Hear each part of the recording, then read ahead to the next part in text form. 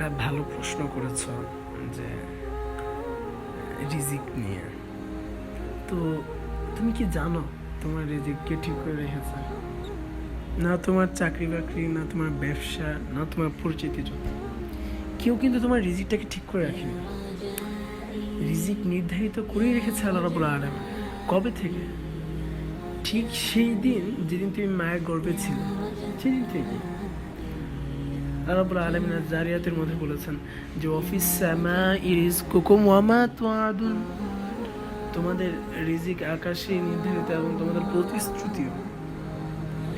তবুও দেখা যাচ্ছে যে আমরা দৌড়াচ্ছি, হুমড়ি খেয়ে পড়ছি এই বিষয়টা নিয়ে, অস্থির হয়ে উঠছি রিজিকের পিছনে। হয়তো তুমি ভাবছো যে আমার রিজিকটা এখন আসেনি, ঠিক না? ঠিক এমন একদিন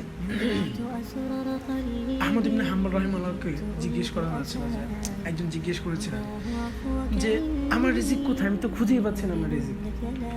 তো আহমদ ইবনে হাম্বল রাহিমাহুল্লাহ তাআলা একটা খুব চমৎকার উত্তর দেন যে তুমি যেমন তোমার রিজিককে খুঁজছো, তেমনই রিজিকও তোমাকে খুঁজছে।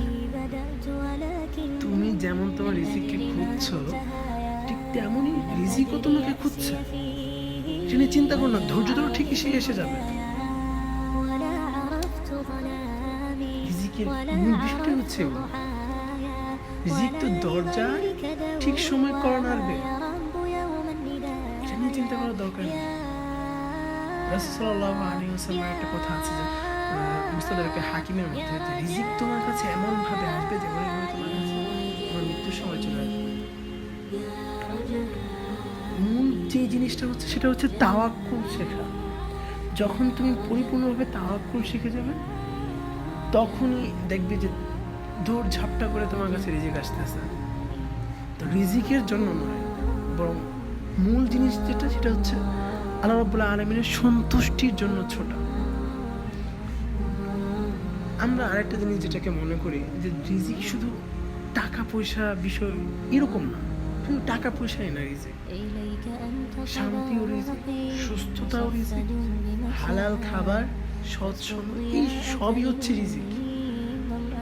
তোমার কাজ হলো চেষ্টা করা। আমাদের কাজ কি? চেষ্টা করা, বসে থাকা না, আর ভরসা করা সেই রবের উপর, যিনি এক ফোঁটা পানিতে আমাদেরকে আমাদের সৃষ্টি করেছেন। তিনি জানেন আমাদের প্রয়োজন কতটুকু। আমরা তো মাঝে মধ্যে অনেক বেশি ফিরি,